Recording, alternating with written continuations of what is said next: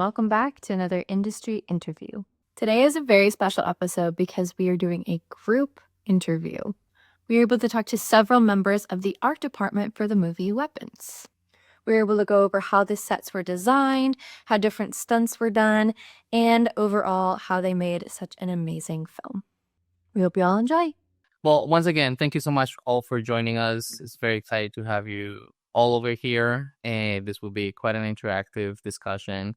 So if we could just start by just introducing yourself, your role in this movie, and overall, what is it you do?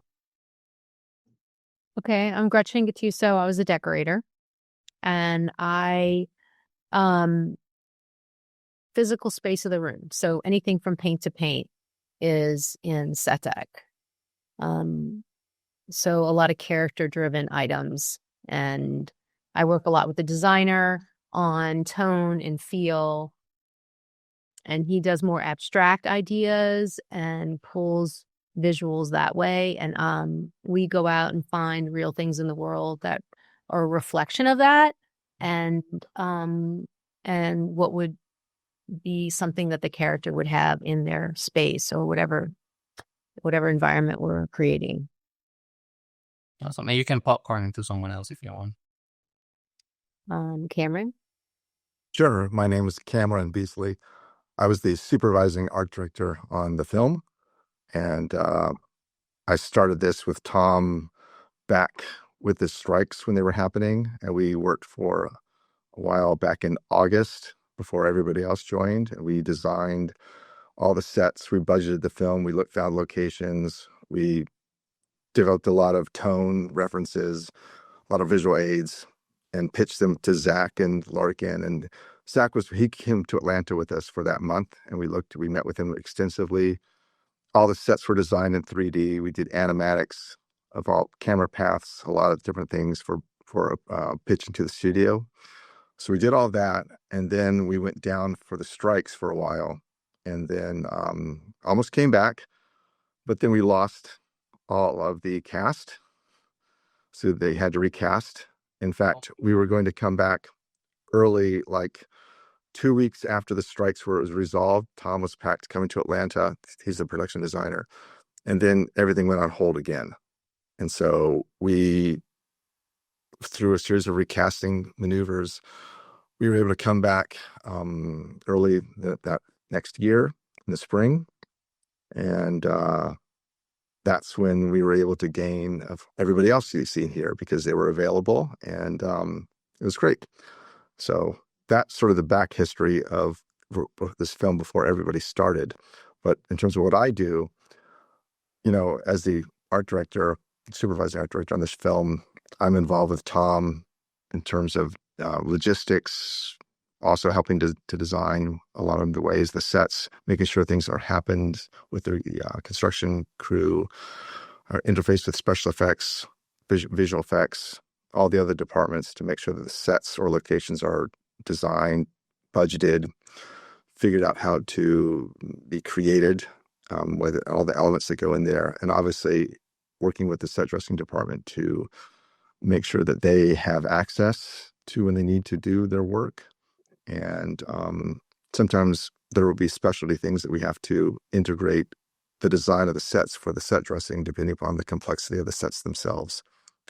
So it's a collaborative effort for sure. Mm-hmm. Who would like to go next? Oh, yeah. Hey, you're muted. Yeah. Okay. I'm Savannah Andrews. I'm one of the buyers on Weapons. I work directly under Gretchen Gattuso. And I'm Kate Lowry, and I'm also one of the buyers that worked with Savannah and Gretchen. We did like the physical buying and procuring of set dressing with Gretchen. So Awesome. Stephanie. Okay.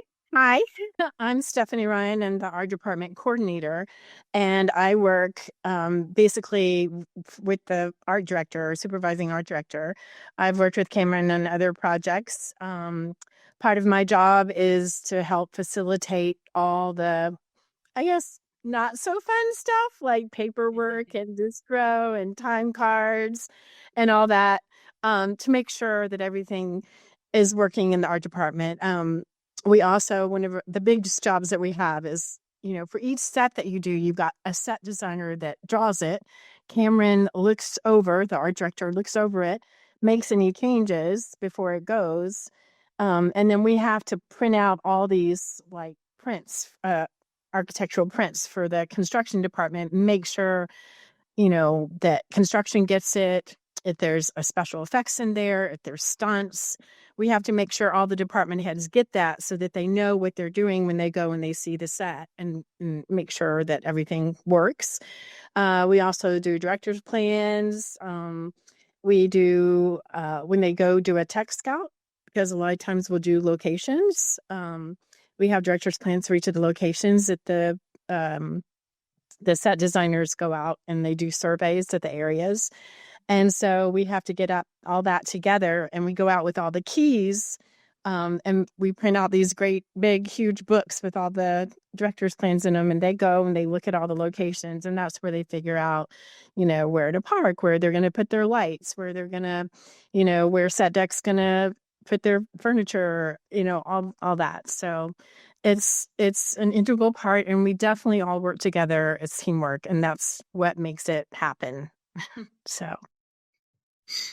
Hi, I'm Ayana Smith. For this project, I was a set deck PA as a day player. So I only came in for a few weeks purely to do artwork for just one of the sets, just to help get everything up because there was a lot to get done. So that was mainly It wasn't a huge set. It was the school. Yeah. She did a lot of the posters and a lot of the original artwork for the hallways in the schools, which you saw a lot of. Yeah, it was a huge contribution. So could not have done it without her. Yeah. But yeah, so I mean, for this project specifically, artwork and anything else that needs to get done during the day, just to help out the rest of the team all together. Yeah, I'm here to support art and set deck both. So. And she also, on this project that we're working on currently, she is my RPA. And I have done it without her.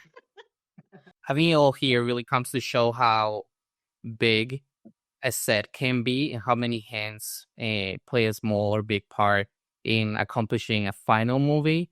And there's so many different positions that are so integral and so important to a set that many times the viewer, when you're in the theater, so you're sitting watching a movie, you don't think about all these different positions that are so, so important. So to kind of give an idea of how you got to do what you do, if you can be really brief, each one of you, but just tell me, I'm very interested in your origin story, how you got to your position in the role you're on right now. And what got you interested in filmmaking just in general? Wow, I kind of just fell into it. I started off in like a retail environment of having my own business and having people come in my store looking for certain things, and I feel like just the challenge of trying to figure out where you can find weirdness and certain stuff that maybe the average person doesn't really know of. It's kind of more of the hunt that I really feel like I started out enjoying. Well, my background is actually in architecture prior to film. I went to school for that and practiced in architecture for a while. And then some things changed business-wise, and had a great opportunity to get into film. Ironically, when I was in school, I built sets in Los Angeles during summers. And so it was never, out of my ideas of, being interested in, but it wasn't my path back then. But it kind of happened. And then I started, when I did come into the business, I started as a set designer. And because I could translate a lot of skills from prior experiences to that, and then just sort of work my way up through it. And then that's where I am now, is art directing. For me, I went to school for photography, and then I ended up changing my major to production design. And that was in Savannah. And then I had a friend who was moving up to Atlanta to work in film. And I was like, oh, that sounds really cool. I want to work in film. So then I moved up to Atlanta and sent out a bunch of cold emails and eventually got a call for an interview and became an art department PA. Actually met Kate on that first job. And then from there, I started working with Set Deck, and I really fell in love with the idea of being a buyer. And yeah, now I'm a buyer and I love it. I also went to school for photography and art, and I kind of fell into the business because my uncle is in the business, and I shadowed him and kind of just fell in love with it. I was like, okay, this is what I want to do, and I started in the art department, and then as soon as I got my feet wet with Set Deck, I was like, okay, this is where I want to be. This is a really cool place, and it's really fun to help bring the characters to life. For sure. I went to school for advertising and I worked in an ad agency for a little bit here in Atlanta. I moved here with my best friend years ago. And I always loved the creative aspect of just business, in general, but I also love visual. I was either going to go into film or some kind of magazine production because I just love the look of things and the action and, the different visuals. And then I got into commercials, doing commercials, and I started working as a production manager there. And then I got introduced to the art department, and the first thing I worked on ever, I was on Driving Miss Daisy, which was a 7 Academy Award winning film. And I was working in the art department, and I just loved it. And I was like, how can I do this? And then the next thing you know, a friend of mine does this movie, Drop Dead Diva, and I worked on that. And then I worked on The Walking Dead for 2 seasons. And it's just, I love you read the script on the pages, and our department makes it come alive, like from the pages. It's just such a cool process to see and to just be involved in. So that's how I did it, and I love it. I actually went to school and got my degree in Spanish. I was teaching before this internationally. And when I came back, I was like, let's try film. I really like storytelling. Let's give it a shot. So I went to Georgia Film Academy, went through that, got on an internship, got to do Respect. That was a fun movie. And then COVID hit. And then eventually I got asked to do a volunteer project for Make-A-Wish. So I did that, got recommended, met a lovely art coordinator. And she's trained me up, and I've just kind of been in art department ever since then. Oh, that's great. Yeah, that's right. We met on that other film, didn't we? Yes. So getting a little bit into Weapons as a movie itself, there were so many really cool sets and so many cool environments that you guys had to deal with and come out with. And for this movie, I want to talk about specifically Alex's home and then the school. But I think everybody, since the first moment we saw Alex's home, we had to take a moment because it was like, this is not normal. Felt eerie the moment you set your eyes on it. Yeah. If you can tell me a little bit about how this set came alive, that would be amazing. Anybody? Cameron. Well, I can tell you a little bit about that. Okay, so yeah, I mean, as Stephanie said, we had the scripts. We read through all the pages. There were a lot of discussions between the director, Zach, and Tom, the production designer, about this. And there was a lot of scouting that happened. And the decision was to find a series of homes and a neighborhood, right, for all the chase sequences. So Alex's house had to fit within this neighborhood of a certain tone, which was meant to be sort of middle America, because originally the film, well, it's not supposed to be set in any specific place, just sort of a nondescript middle America town, middle of the United States. It could be anywhere. So we looked for houses that were not too high end, not too low end, just sort of an average middle class family could afford or could have afforded in the past. And so we found a neighborhood not too far in Atlanta, and it was an interesting place. And based upon that neighborhood, we were able to then look at other nearby properties for other scenes, specifically the school. So the school was also in the neighborhood, very close to our house, Alex's house. So there's a lot of, in addition to the aesthetics and tone, there are some logistics involved with selecting those properties.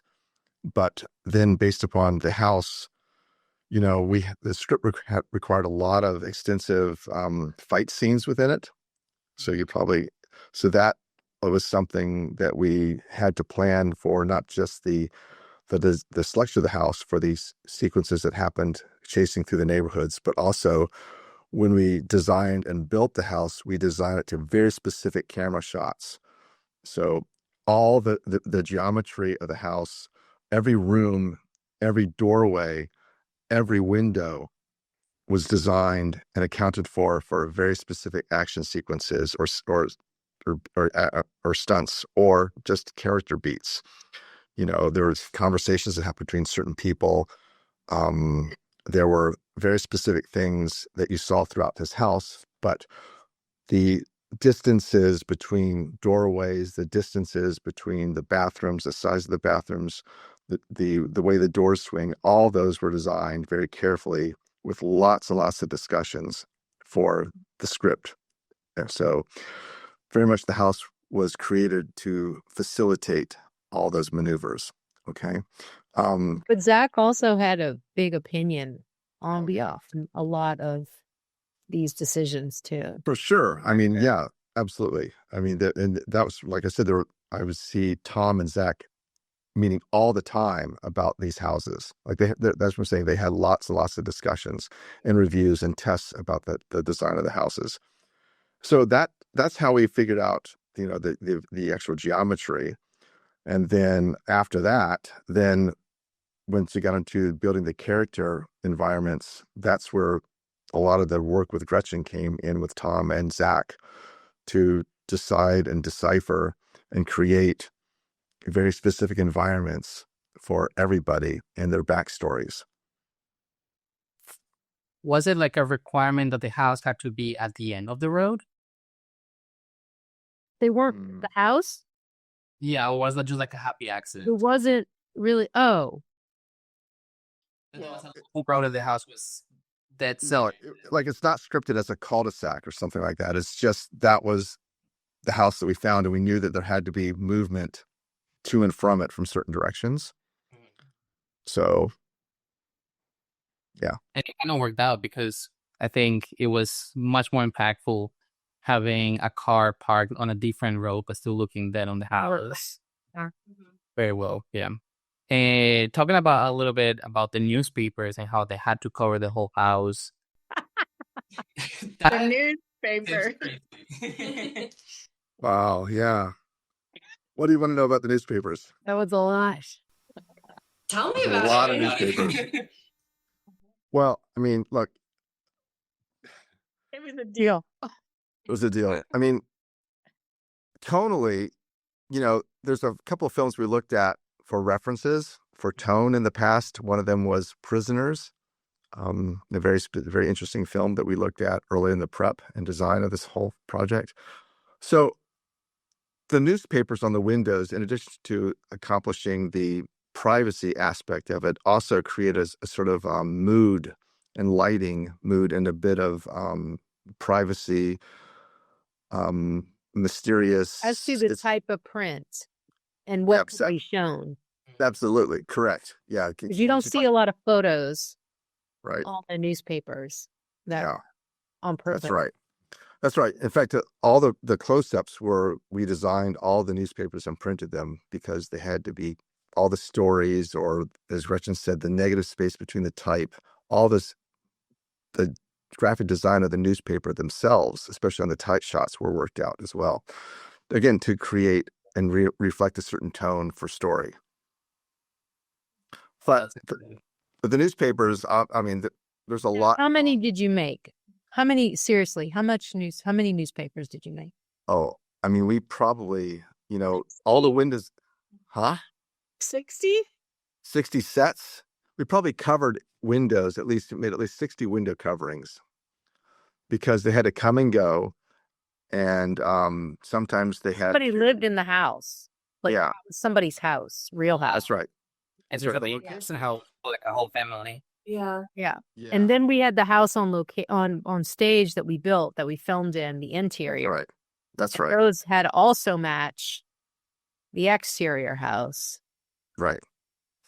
Yep. To remove the newspapers between house to house, they had to have replications, and then they had to have duplicates because they would get torn through a lot of the stunt actions. So, all those stunt sequences that you saw, people crashing through the windows, that was not visual effects. Those were real windows that we built, and real newspapers, and real set dressing, shears and blinds, and all the other things that had to be created and doubled and tripled sometimes.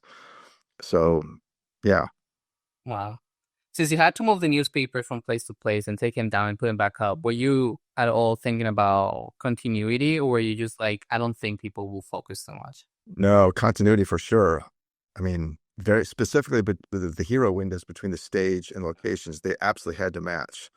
So the window you They were recall- numbered, right? They were. Yeah, they were numbered and designed. Remember the window that had the slot in it that they looked through? Yeah, that was a very specific window covering with newspapers that we created multiple versions, and they all had to match. So you couldn't tell between the different. Yeah. We aged them too, as well. That's right. That's right. I think the house itself is very interesting because at times it was an organized house, but then for a lot of it, it had to be very like almost run down vibes. Yeah. How do you design for something to look messy? Gretchen? You just you buy a lot of used stuff, a lot of marketplace furniture. Yeah. A lot of, how many times did you go to Goodwill, Seth? A lot of yeah. There was one point, even in for the dining room set, I remember going with a basket through my office and just getting a light bulb and just crap off my desk just to kind of throw it in there, just to pile it on. It does take a lot of stuff, a lot of details, especially there was a whole layer of stuff you didn't even see in Alex's room on the floor and under the bed, because that helps create, the environment for the actor also to, feel that amount of stuff. Yeah. Gretchen, one of the things that I think would be really helpful, it's just been super helpful for me to hear this from you over the series of other shows, is conveying to people the thought process and the amount of time it takes to create those layers, because you're doing this, you're shopping, you're inventing these things, you're finding them, and you're putting them in place in a short amount of time compared to reality. It takes a person years to create these places in their own homes, but she does it with her team in a matter of days, which is just amazing. I mean, we kind of conquer and divide, don't you think, Sav? I mean, we divide up the work, and people are focused on different stages and different sets. But Sav and I try to, not always, it doesn't always work out, but we try to do the big pieces together, the bigger furniture pieces. We try to pick out the bedding and some things together, because once you kind of get that layer and see what you're doing, because we don't always have the advantage of being able to shop and do things together, but we try to do the broad strokes together. And then because we've worked together so much, we can kind of separate and do other layers on our own. I mean, I think we're just constantly always looking and constantly always trying to buy. It's the weirdest thing. I don't really even know how to explain it, because it wouldn't be stuff we would buy in the normal world if you were just out looking. But once you read the script and you're you start thinking about these characters, it's not like a switch you can turn off. Yeah. So you're constantly trying to pick things up, and you're constantly buying things and oh, this would definitely play somewhere in that house, or this feels like that character.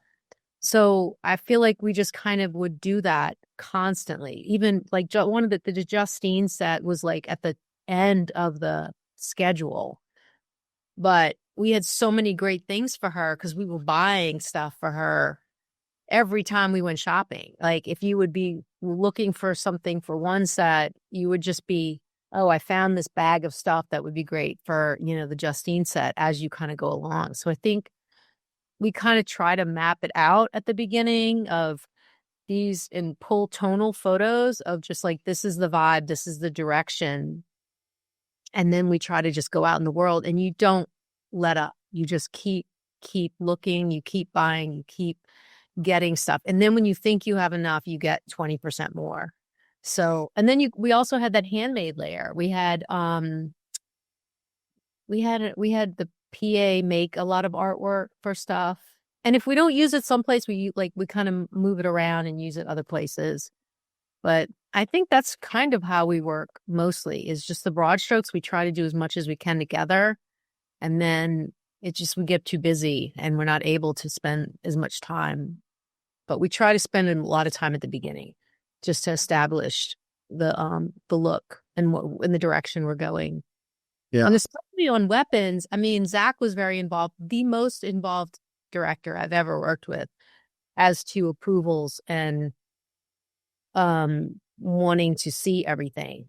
And a lot of times we would set it up in the conference room. We would haul like a rug in there and haul like a piece of furniture or fabric, and we would spread it all out on the conference table. And he would come in at night after they would finish shooting, and he would put sticky notes on things that he liked or felt like were the right vibe. So he's very, very involved with the look of the show. This is normal. And to expand upon that, this is something that I thought was also very unique on this movie, is that whenever we were on the stage, which is quite a lot, Zach, Larkin, our DP, Tom, our production designer, and others would often, Gretchen, myself, would join them before call in the art department to go over all the things that she was just talking about. We would prep presentations for Larkin and Zach for color, for set dressing, for hero objects, for fabrics, for furniture, for lighting, for stunt effects, for window crashes. We would do this every day. And then often at wrap, we would repeat it. So I've never been on the production where there's been that much curated attention by everybody on a regular basis. So that's why this film has all those specific things that you see in it that Gretchen was alluding to and talking about. As an example, everything was specified and looked at or tested in advance. There's a scene where Gladys shows up at the principal's office and she walks behind a window that's frosted. And that's where we first kind of revealed her. We did multiple tests of that window frosting to create opacity to look at her silhouette as she walked by. So a lot of tests involved with that. When people move through windows, we did mock-ups of windows. Again, everything was tested in advance. So the testing was not just putting a body through space, but also looking at the things in space in context with each other. So that's how we were able to come to a consensus of things before they worked on camera. Sav, what do you think? Like, how do you feel like this process with weapons in particular evolved? One of the things I was remembering when you were talking about Alex's was the sofa in the living room, because it had to be such a specific thing for Zach, because it's the sofa that the parents are sitting on. Yeah. And we probably got like 3 different sofas, because modern ones are too deep, they're too big. So we had to get like a vintage one and then reupholster it to look like just the most boring, basic couch ever. So, you put a lot of money into something, but for the shape of it, and then you have to reupholster it to make it look very like middle America couch. But you would never look at it and think like, oh yeah, that's a custom made couch. But it was, it was like so much of Alex's and Justine's was like that, like taking something and making it specifically for a shot or something like that. So that was an interesting process with Zach. He was very specific, and he was very like knowledgeable coming into the process of what exactly he wanted. which was refreshing. I mean, it was great to work with. It was very refreshing process for sure.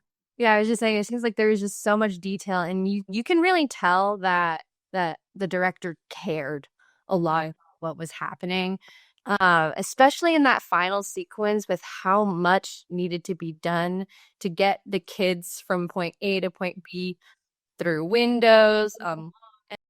We had to do like 3 or 4 different houses like within a few days, and we, like I remember making a sign that said, okay, house 2 is this one and this is house 3. Like I had to be very specific about, because it was just these random homes that Gladys is running through, that but they all had to be dressed fully. So yeah, that was kind of a crazy few days when we were doing that.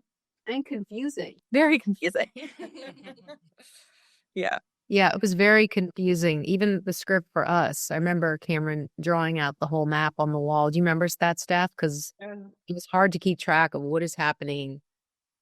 Yeah, that's right. We would, to build upon what Christian was just saying, that we would read these scenes in the script and we would think, well, what is that sequence like? What's the relationship? So as Christian was saying, we would made a map on a wall that has like house number 2, house number 4, but then the relationship of the path between the kids. Because by the way, FYI, we called the herd of kids the kid train. So that's what we referred to internally as the grouping of kids running from place to place. But the script would say they crash through a window, they go through the windows, they go through a door. But we had to figure out not just where the houses were in the path, but what were the objects that they crashed through and interacted with, because sometimes they were specific things. Sometimes they were areas that were not necessarily known until they were scouted and then decorated. For instance, there's a backyard that they go through, but that backyard had objects in it that the kids interacted with, and they did it both intact and in a destructive way. So all those objects had to be figured out by Gretchen and her team. And then if they were breakaways, they had to be created to break in certain ways. So they weren't just designed and specified and selected based upon a look and feel, but they were also by very specific action interactions with people. So a lot of complexity for the stunt sequences that very much impacted the design. And then the design between her team and Tom's team and others actually then modified the stunt sequences based upon. So it was interactive. I'm also very interested in that same sequence on the fence door, the one that the kids go through and they fall with. How were you able to accomplish that in keeping the kids safe as well? Well, that's a breakaway door. We built it multiple versions because you might recall the kids hit it and then it moves. So that had to be a door that was very strong. By the way, that did not exist at the location. We designed and built that and brought it there. And then it had to break. So we had a special effects team design the way it breaks and falls down safely. And there were multiple versions of that fence door that fell down. And then, so it was designed not just as a look and tone, but then it had to be created in a way that made it safe for the impact and then the fall and then the run across it. So we did that. And there's a series of other fences that they crossed over when they left the basement. When they left the basement of the house and ran through the backyard, they jumped across the fence. Same idea with that. That had to be designed and tested with stunt kids and a lot of tests for safety, but also just for the way they move its look on camera. So, And also, Cameron, do you remember? I remember going down to the stage and seeing all these doors, like bathroom doors, in different stages. Because when the parents came through that scene, it's kind of like almost, there were so many doors that they had to do. Yeah, I mean, a lot of the things where the kids impacted doors or the windows, those again were designed. But then the catch is that, again, I can't emphasize more here, is that there's a visual look to all of those. So Gretchen and her team very much had a big hand in what those had to look like. So based upon that, we then modified or altered the design along the way to facilitate what she was working on. So it wasn't just these things were created for a stunt and then they were decorated. It was often the other way at times. So Yeah, and talking with Callie yesterday, she was specifically mentioning the scene with the Shining homage, plus the scene where she had to put her hand through the door to open the door, and that she had to fully commit to do that bit in the making of it. She kind of scraped her hand a little bit and whatnot, but it's really impressive to see how you have to make these sets so realistic, but then also make him, like you said, different stages, different breakabilities. But yeah, I mean, I guess sometimes it just happens that it has to be real wood. You have to just be careful when you're working with this prop. yeah. And by the way, the kids, some of them were actual true kids underage. Other times they were stunt actors who looked like kids at that age, but they were actually stunt players. So the initial people that crashed through any windows or jumped over were always stunt actors. And then they were followed by the kids that were cast along the way when it was safe. So again, all those were very much designed and tested ahead of time on something like this. Lots of rehearsals. Yeah. Yeah.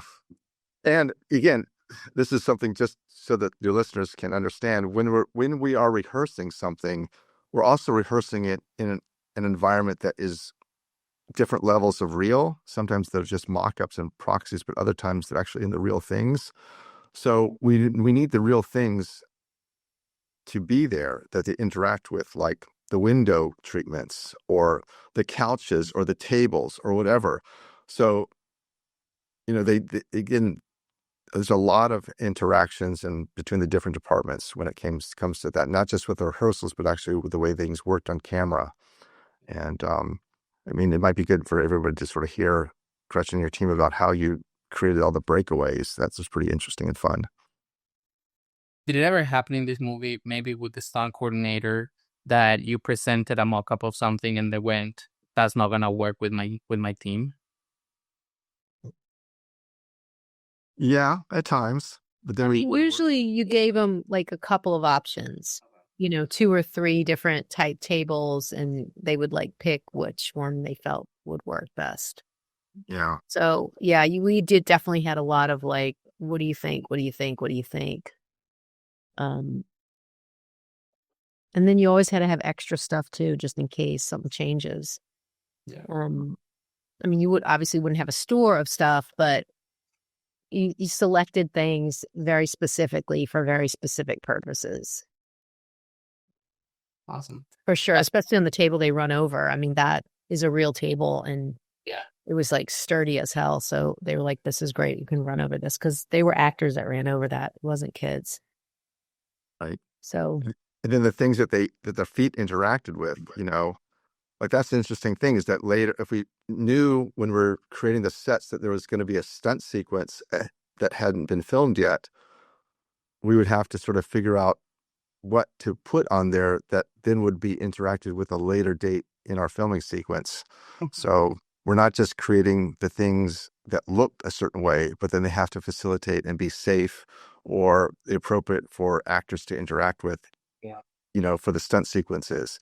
So again, all those were thought about ahead of time or tested. And as Gretchen said, they would go through different options of things with the stunt coordinator and the special effects team before they actually were established on camera at the initial time. Real quick, one thing that just kept to my mind, the scene where one of the kids lit the house and straight in front of the house is another house with kind of like a woody area next to it leading to the radio tower. Did you have to change that at all to make it so ominous and so what it was? Well, whenever the kids were running through that area, the biggest thing we had to do is sort of create safe paths through the vegetation. Sometimes we had to clear some vegetation out. Sometimes we'd have to add it. That was with all the sequences, whenever all the chase sequences, whether it's leading from that house or in the woods with the tent, there's a lot of different things like that where we would look at the car sequences as well. So, Great. As we start to wind down, a lot of the listeners are aspiring filmmakers that want to get into the industry. Anybody who might have some words of wisdom or some suggestions for aspiring art department people or aspiring filmmakers in general? It's not for the weary. Yeah, that's You have to great. be determined. You're going to work long hours, longer hours, even longer than long hours. And you just also have to have such a team mentality because you have to work together. And yeah, it's just, that's what you got to do. And you got to love it. I would say whatever project you can get on, at least try it out and just go for it. And whatever you do, just do the best of the job at the time because you never know who that person's going to talk to. You never know who's going to remember you at that time.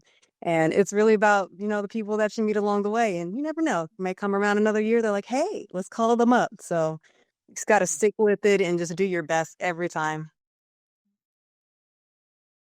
Yeah, it's not glamorous. It's you digging in dumpsters sometimes. You're in a lot of garbage and stuff, and you really have to love what you do. And I think you have to love the people around you. So that's more important to me is who am I working with? Because it is long hours and it is hard work, but it's also extremely rewarding. And it feels even better when you have people around you that you care about and want to go through it with. For me personally, that's what it's like. Yeah, that's a good point, Gretchen. I mean, like thinking back at all the different projects I've worked on, what comes to memory the most are the people I worked with. I remember them more than the actual projects in many ways, because that's what we live. We live these long days for days and weeks and months on end. And yeah, when we are working with people that we get along with, that we respect, that we want to learn from, that we want to build with, see them succeed, it's fantastic. It's great to see people create the magic that they do and be around them. It's like nothing in the world. So it is something that you have to love to do. And when you love it, it's not work. It can be physical work, but it's extremely rewarding at the same time.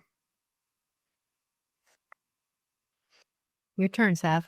Oh. I don't know. I mean, like getting started in the industry, I don't know if I have advice so much. I mean, everyone gets into it so differently. I mean, like I was saying, I just sent out cold emails from Production Weekly for like 6 months until someone hired me because I didn't know anyone in Atlanta. But I think it's about being in a city or somewhere where there is film, first off. And when you get that first job, like being very proactive, making sure everyone knows who you are and that you're willing to help out and that they know where you want to go, I think is a big one as well. And yeah, I mean, don't burn bridges because, who you're working with now could be your boss on the next one. So I think it's the first job is the hardest to get. And then after that, it's just like making connections and, keeping with it, really.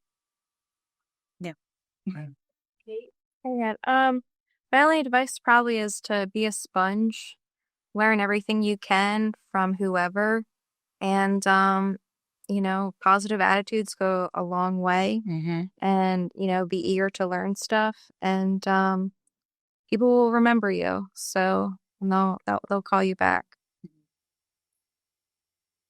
Now it is time for what we have realized is the hardest question we've ever asked. We want you all to please give us your favorite movie and why it is your favorite. Oh, God. I feel like there's two type of people. The ones that are so sure with what movie it is, and the others are like, oh my God, I have 20,000. I think mine's Willy Wonka at the end. Yeah. Yeah. The original? Yeah. Yeah. Wizard of Oz, Willy Wonka. I think those two they're just blew me away seeing them for the first time. It's yours. I will say, like, I don't know if it's my favorite movie ever, but I was a huge fan of Barbarian when it came out that Zach did.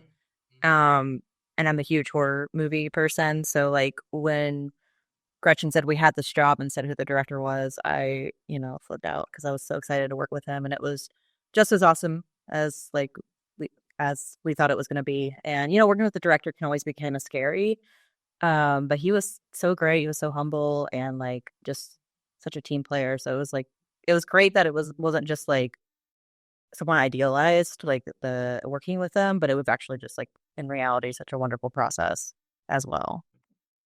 Great answer.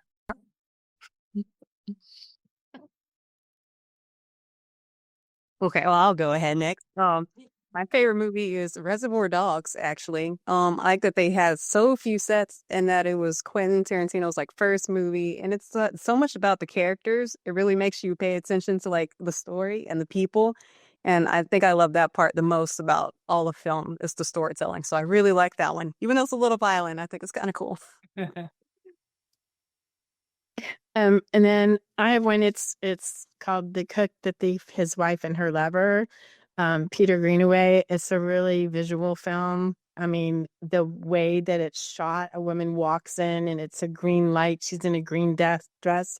And then as she walks in to different sets, her dress changes, the colors changes when they go. I don't know if y'all have seen the movie or not, but it's really visually interesting. I like weird, different foreign films. So yeah, check it out when you can. Yeah, I just thought it was really rich and interesting. It also was kind of scary in a sense how people act, and yeah, so like that.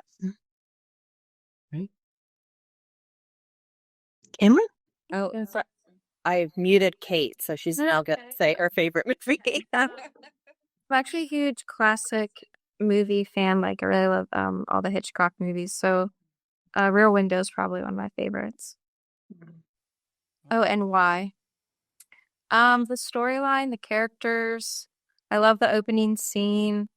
Because it's like all of the apartments, and he's like watching everyone, and every person is doing something different, and I just think that set is really cool.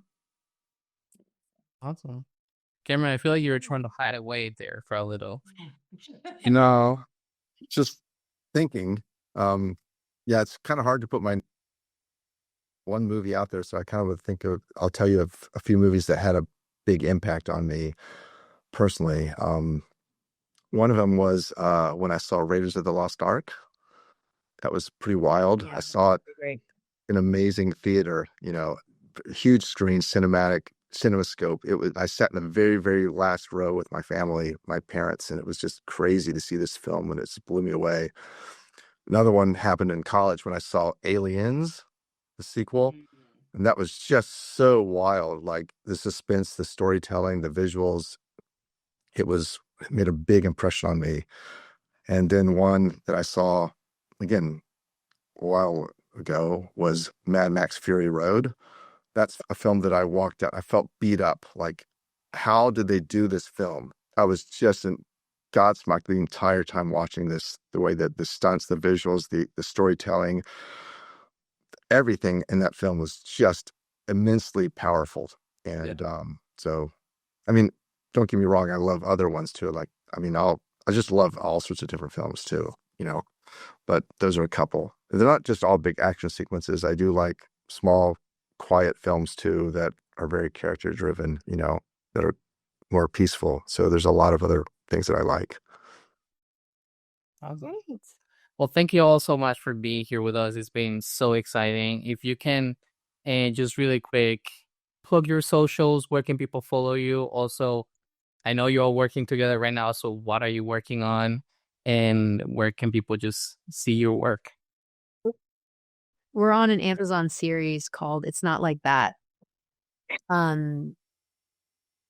We try to work together as much as we can. We love this team of people. So we're coming to an end. Tomorrow's our last day of shooting. Oh, wow. So we don't know what we're doing next, but yeah. And where can people follow you? I am Tallulah Baby on Instagram. She's my dog's name. Yeah,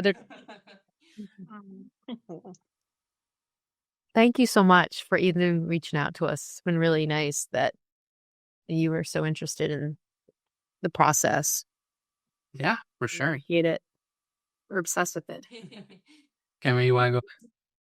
So yeah, thank you so much. This was fun. This was exciting. Yes, thank you so much for having us. It was a pleasure getting to talk with you. And cut. Yeah, that was pretty cool. Thank you so much for watching this episode. You can follow us on all social media as NCUT the podcast, and additionally, you can find us on YouTube and TikTok as That Film Couple for vlogs and extra content. You can also follow me on Instagram as sebi.mp4 and on Twitch as sebasparra1k. And you can follow me at caitlin.mp4 on Instagram as well. My name is Sebastian. And my name is Caitlin. And this is And cut!